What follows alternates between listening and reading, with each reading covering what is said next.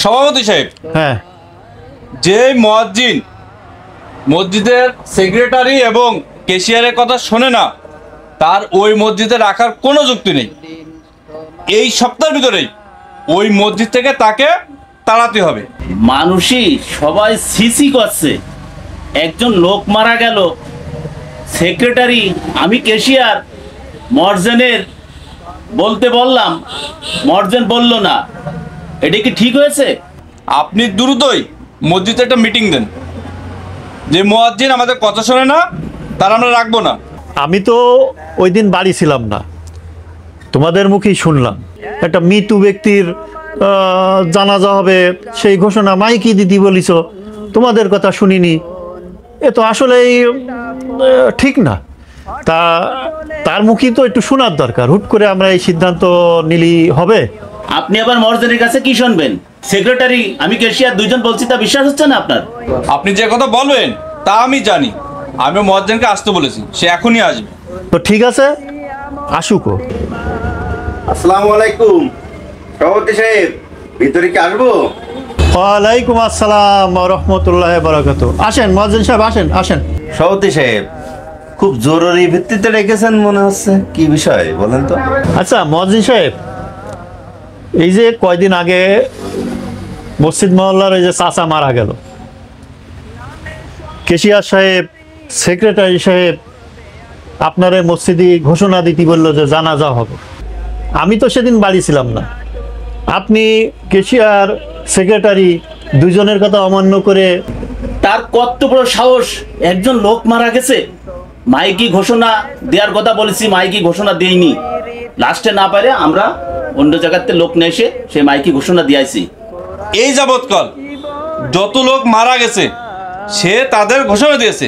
কিন্তু এই লোকটার কি এমন হয়েছে যে তার ঘোষণা মসজিদে দেওয়া যাবে না? মাইকে মসজিদে বেতন দিয়ে তাকে কেন রাখা হয়েছে, এর জবাব বা কৈফিয়ত তাকে আজকে দেওয়া লাগবে। আচ্ছা মুয়াজ্জিন সাহেব, এ যাবৎকাল সব মানুষের মৃত্যুর ঘোষণা আপনি দিয়েছেন, এ লোকের দোষটা কি? গরিব মানুষ বুঝলেন? সভাপতি সাহেব, হ্যাঁ, এত সময় ধরে তো আপনারা অনেক কথা বললেন, এবার আমার কথা আপনারা শোনেন। মসজিদে মাইকে মরা হোক, গরু ছাগল হারায় যাওয়া হোক, এই ঘোষণা আমি আর দেব না।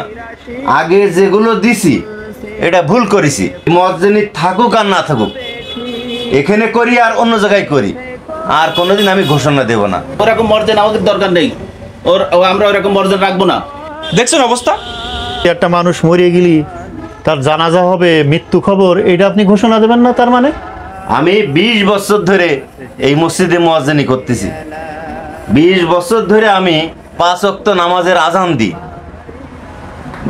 দিই, মানুষকে নামাজের জন্য ডাকি, নামাজ পড়ার জন্য ডাকি, আল্লাহর নামাজ পড়তে বলি। 20 বছরে ওই চাচার আমি কোনোদিন মসজিদে এক ওয়াক্ত নামাজ পড়তে দেখিনি।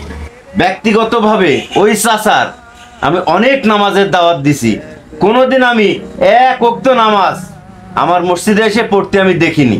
সে মসজিদ মুখে আসে না, আমরা নামাজ পড়ি, সে মসজিদের সামনে দিয়ে চলে যায়, মসজিদের সামনে দিয়ে আসে, কোনো সময় মসজিদে ঢোকে না। আর সেই চাচা মরে গেল, যেই মাইক দিয়ে 5 ওয়াক্ত নামাজের জন্যই ডাকিছি, সে কোনোদিন সেই ডাকে সাড়া দিনি। আর সেই মাইক দিয়ে সে মারা যাওয়ার সাথে সাথে তার মৃত্যু ঘোষণা করব, জানাজার জন্য মানুষ ডাকবো। আপনারা ভাবলেন কি করে যে আমি এই কাজ করব? সভাপতি সাহেব, সেক্রেটারি সাহেব, মসজিদের ওই 5 বার আজান দিয়া মাইকটাকে আপনারা কি ওই ঝাল পেঁয়াজ বেচা, আইসক্রিম বেচা, ওই হকারদের মাইক মনে করেন? আপনারা ভাইবেছেন কি? আপনারা শোনেন, আপনারা যদি কোনো বেনামাজি যারা মসজিদেও আসে না, আল্লাহর হুকুমও মানে না, তাদের মৃত্যু সংবাদ হোক, অন্য কোনো সংবাদ হোক, এই মসজিদের মাইকে ঘোষণা করা যাবে না। তাদের মৃত্যু ব্যক্তির ঘোষণা হোক, জানাজার ঘোষণা হোক, ওই হকারদের মাইক নিয়ে এসে ঘোষণা করবেন। এতে আমার মুয়াজ্জিনগিরি যদি থাকে থাক, আর না থাকলে আমি হাঁটলাম।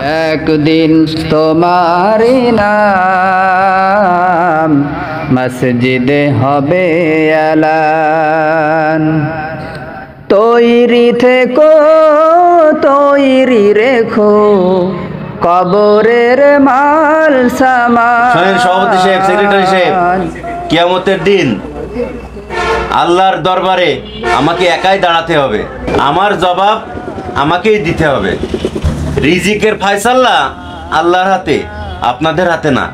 এই জন্যই আমি আমার মুয়াজ্জিনি নিয়ে ভাবি না। আল্লাহ দুনিয়াতে পাঠাইছে, আমার রিজিক সেই ব্যবস্থা করে দেবে। তো মনে কিছু নেবেন না, আমার আবার আজান দেওয়ার সময় হয়ে গেছে, তাহলে আমি এখন আসি। একদিন আসসালামু তোমার আলাইকুম। নাম মসজিদে হবে এলান, একদিন তোমার হবে বিচার, লাভ হবে না দুনিয়ার ক্ষমতার। সভাপতি সাহেব, তাহলে আমি আসি, আপনারা থাকেন। আসসালামু আলাইকুম। সভাপতি সাহেব, তাহলে আমিও যাই, থাকেন আপনি।